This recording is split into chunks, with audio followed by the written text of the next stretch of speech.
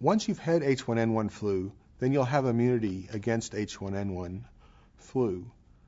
The important thing to remember is that that doesn't protect you from other strains of flu, and it doesn't protect you fully against H1N1 as it changes. So it seems very likely at this point that the H1N1 virus that's circulating this year will circulate again next year, but it will probably have changed, what we call antigenic drift, and so there will not be full protection. That's one of the reasons why people need a flu shot every year, because the virus is always changing. It's just that this H1N1 had a very large change compared, and is really not a direct descendant of the H1N1 virus that was circulating for the last 30 years. So it's quite a distinct virus.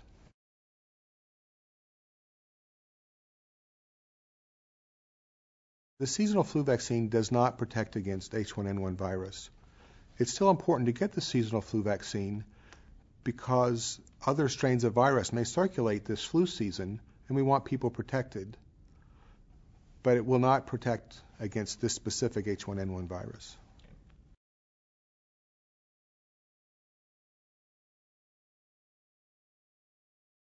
Right now, H1N1 vaccine is being produced by multiple vaccine manufacturers.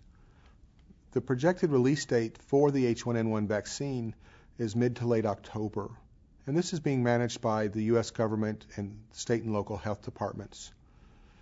Initially, it's expected that there will be limited amounts of H1N1 vaccine available, and so the initial lots of vaccine will be targeted to people in the highest risk groups for vaccination.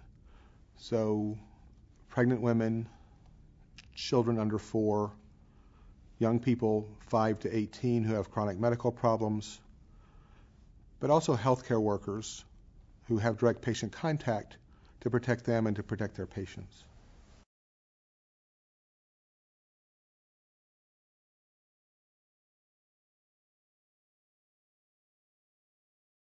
The H1N1 vaccine that's in development is being produced the exact same way that flu virus vaccines are produced every year. Every year, different viruses are used to make the vaccine because every year the circulating viruses change a little bit. So we have lots of experience using new viruses to make the vaccine with. The H1N1 vaccine is no different. It's being produced exactly the same way. There are trials with the H1N1 vaccine, but these trials are really aimed to answer several questions. How much vaccine do you need to produce immunity? So they're looking at different doses. Is one shot enough, or do you need 2 shots? We know that in children, 1 shot alone with a new virus, with a new vaccine, is not enough to produce full immunity, and it may be that even in adults, because this is a relatively new vaccine, that 2 shots are needed to produce full immunity. So they're looking at that. And lastly, they're looking at whether or not this shot can be given along with the regular seasonal flu virus or regular seasonal flu vaccine. There are theoretical reasons to think it may or may not be as effective if given in combination, and we just don't know in actuality because we've never had 2 similar viruses in the same vaccine. So the seasonal flu vaccine has an H1N1 component, and that's the virus that's been circulating the last 30 years, but now we also have this new H1N1 virus that's circulating, and so we have a new H1N1 vaccine. So they're testing that. Can they be given together, or do they have to be given separately? Those are the aims of the trials that are underway. We'll have those answers by, at least initial answers, by the end of September.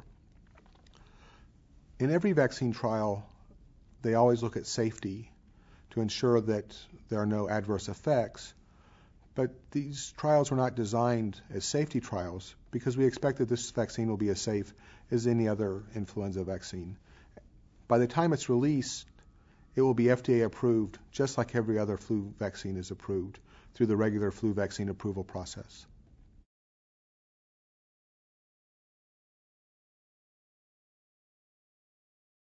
Right now, we're still not sure whether or not people will need 1 or 2 H1N1 shots for immunity. That's one of the goals of the current trials, And we should have answers by late September, early October as to whether 1 or 2 shots is needed.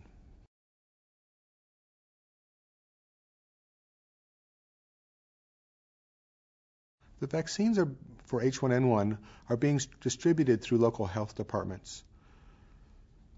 For healthcare workers, the health departments are working with hospitals and healthcare facilities to ensure vaccination of healthcare workers.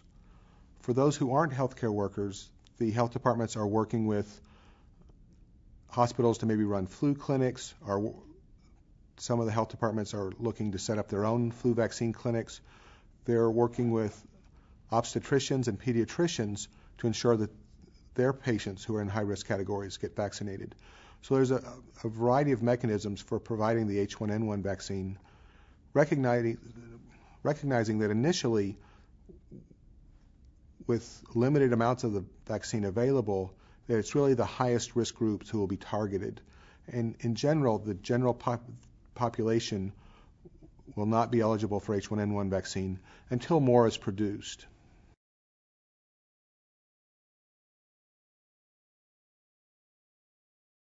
We anticipate that the H1N1 vaccine will be available mid to late October, at least the initial doses. Production will continue through the fall and into the winter until we have however many doses they're able to produce in that time frame. The people who are at highest risk are the priority groups when the vaccine first becomes available.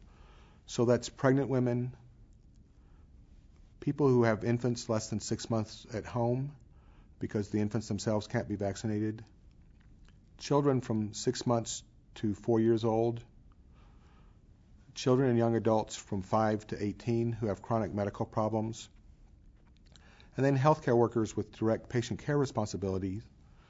Those are all the highest priority groups and will have initial access to the vaccine.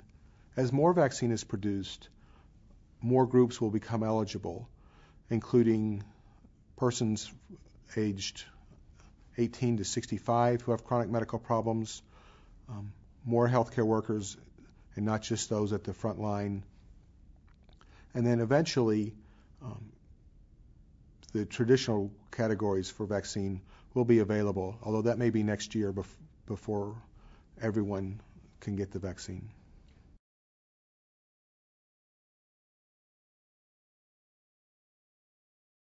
The H1N1 virus first became known in April of this year. The normal flu vaccine process has already started by then, where the World Health Organization, the CDC, the vaccine companies determine which viruses to put into the vaccine and begin manufacturing that. So by the time it became apparent that H1N1 was going to be a significant virus and going to spread, the regular seasonal flu vaccine process was already well underway. Normally, the manufacturers sort of gear up for one batch a year, and then that's it. So for the H1N1 vaccine, the vaccine manufacturers had to gear up their manufacturing lines, get the necessary supplies, which are chicken eggs, and really start brand new. So there was a significant lag time in getting the manufacturing up and running. So that's why the vaccine won't be available till mid-October, mid to late October, instead of being available early September like the regular flu vaccine.